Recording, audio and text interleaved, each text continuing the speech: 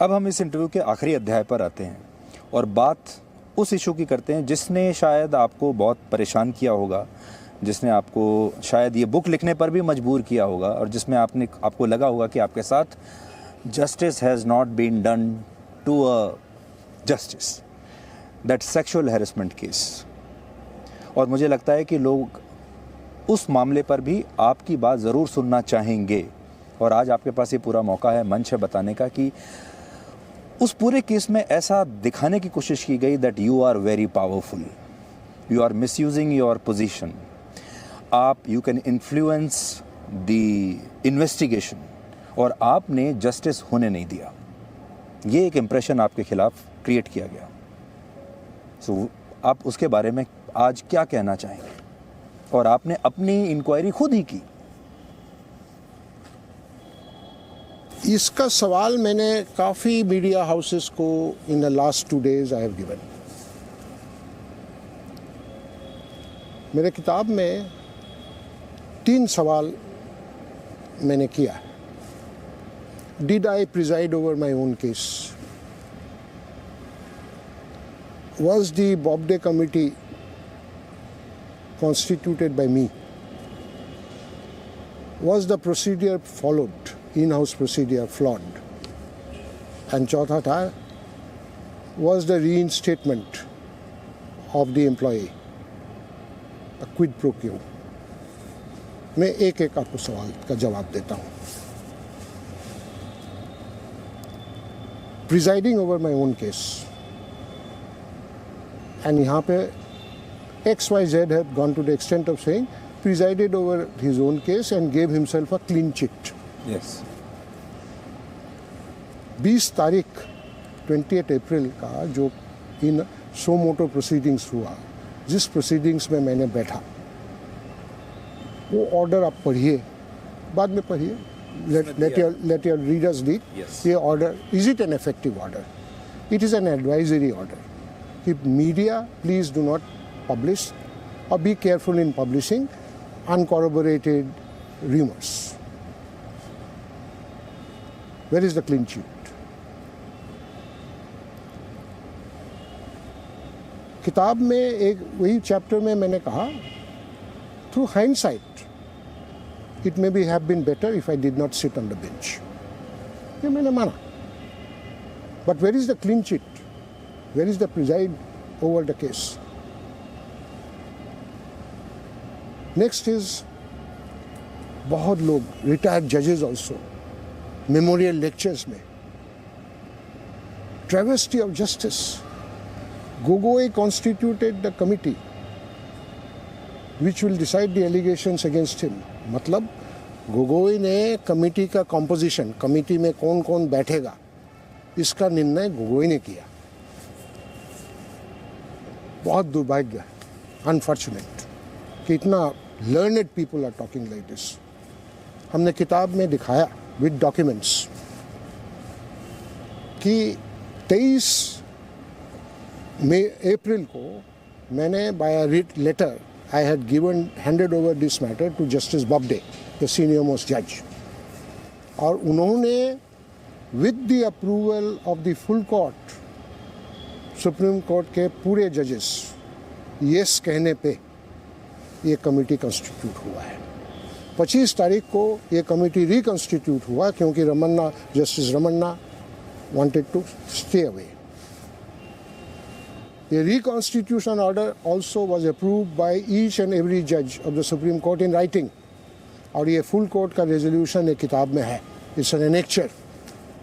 तो मैंने कॉन्स्टिट्यूट किया बॉब्डे कमेटी। मैंने क्या किया सुधीर जी, मैंने बॉब्डे को अपना सिर दे दिया और रस्सी भी दे दिया कि hang me, because he is the person who would have been benefited most with one line. There is a prima facie case against Justice Gogoi. ये बॉब्डे ने अगर लिखता, बॉब्डे would have got 7 months more of tenure. मैंने अपना नेक और बॉब्डे साहब को दिया और रस्सी भी दे दिया, फांसी दे दो मेरे को।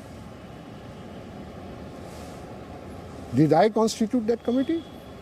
पढ़िए किताब, क्या बोल रहे हैं ये रिटायर्ड जजेस इन पब्लिक मीटिंग्स, जहां लोगों तालियां तालियां, what is this?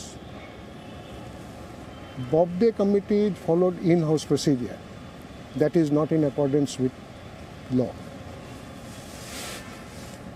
In-house procedure 1999 में बना, 21 साल आज 22 साल हो गया.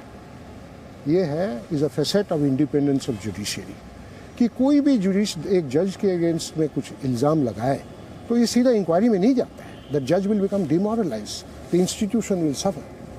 ये the judges themselves in a committee will decide it. This is in-house inquiry. ये सारे procedure, no outsiders are allowed, no advocates are allowed. The सारे procedure is there in black and white. And this procedure has held the ground for 20 years. आप क्या कहते हैं कि नहीं गोगोई के साथ ये procedure नहीं चलेगा. आपके लिए अलग बनेगा. आपके लिए मेरे लिए अलग बनेगा. कहाँ से बनेगा? गोगोई के लिए कानून इज डिफरेंट, आपके लिए कानून इज डिफरेंट. भाई गोगोई बताइए, कानून आपको पसंद नहीं है, आप इनएडिक्वेट कानून बदल दीजिए. लेकिन जब तक कानून रहता है उसको यूनिवर्सली अक्रॉस द बोर्ड सबके लिए कानून समान होता है. आपको ऐसा लगता है कि सुप्रीम कोर्ट में एक लॉबी पहले से काम कर रही थी आपके अगेंस्ट? ये फ्रीडम ऑफ एक्सप्रेशन को भी मुद्दा बनाते हैं, बाकी चीज़ों को भी मुद्दा बनाते हैं. आपने कभी बोलने नहीं दिया और इसलिए उन्होंने they try to hit you below the belt. मैंने ऐसा कभी महसूस नहीं किया. मैंने सभी लॉयर्स को इक्वल इम्पोर्टेंस दिया. कोई स्पेशली प्रिफर्ड वकील बिकॉज ऑफ हिज स्टेटस और नेम, कोई एक्स्ट्रा इंडल्जेंस मेरे कोर्ट में नहीं मिलता. इसका नतीजा, इसका रिजल्ट कुछ भी हो सकता है. I don't know, I am unaware and I don't care. ये चौथा सवाल मैंने जो on the sexual harassment chapter मैंने किताब में लिखा, reinstatement of that employee. That reinstatement of the employee was made during my tenure, not after my retirement. I saw that letter also in your book. Yes, it is my tenure. लेकिन I could not have dealt with the matter. मैंने बॉब्डे साहब को दे दिया, senior most जज, कि आप जो भी उचित ऑर्डर हो इसमें करो. बॉब्डे साहब is a man of compassion. उन्होंने रीइंस्टेट किया. अब मैं मैटर उनको हैंड ओवर करके मैं उनको सवाल करूं कि आप क्यों रीइंस्टेट किया. रीइंस्टेट किया बॉब्डे साहब के विजडम में. I am not going to question his wisdom. मैंने 2 एम्प्लॉयज़ को समरीली डिसमिस किया था अनिल अंबानी के केस में, फॉर्जरी केस में. बॉब्डे साहब ने उनको भी रीइंस्टेट किया. ये कहीं नहीं आया, वो रीइंस्टेटमेंट कहीं नहीं आया. एक छोटा सा टेलीग्राफ में आर्टिकल आया. ये reinstatement Indian Express etcetera headline news. क्योंकि इसको आपके खिलाफ माना गया कि वो रीइंस्टेट जो हुआ वो दैट मींस रिटायरमेंट हुआ. हाँ, और दूसरा उसका मतलब है कि आप गलती पर थे और वो जो एम्प्लॉय थी वो सही थी. Compassion is not a part of administration. You throw out compassion out of the window, administration will become totally lifeless. एक मैं आपसे एक इमोशनल सवाल पूछना चाहता हूँ. आपने अपनी बुक में भी लिखा है, you are a family man. When this allegation was made and when you came home that day, how did you face your family and what happened after that? And this is a question not to a Chief Justice of India, to a human. Perhaps that is one of the memories that I will take to my grave. You are a family man. Many of your viewers are family men. Let them answer that question for themselves. How a family man would feel. It was horrible, it was terrible, but I have to live with it. And I am living with it even today. और क्या आपने जो title रखा justice for the जज, वो यहीं से प्रभावित है? नहीं. It is a bad experience, but मैं ये नहीं कहूँगा कि इस एक्सपीरियंस की वजह से ये टाइटल गया. It had a role. मैं नहीं कहूँगा कि इसका रोल नहीं है, but not the it's a combination of many. ये जस्टिस मैं नहीं मांग रहा हूँ फॉर द जज, डोंट मिसअंडरस्टैंड मी. जस्टिस मैंने नहीं मांगा क्योंकि मेरे साथ जस्टिस आप नहीं कर सकते हो. It is over. जस्टिस करो नेक्स्ट जनरेशन ऑफ जजेस. What I have been through, let them not go through. Otherwise, they will all shy away from doing their duties and democracy will be in danger. Presenting B News app, available on Google Play and App Store. Download it now.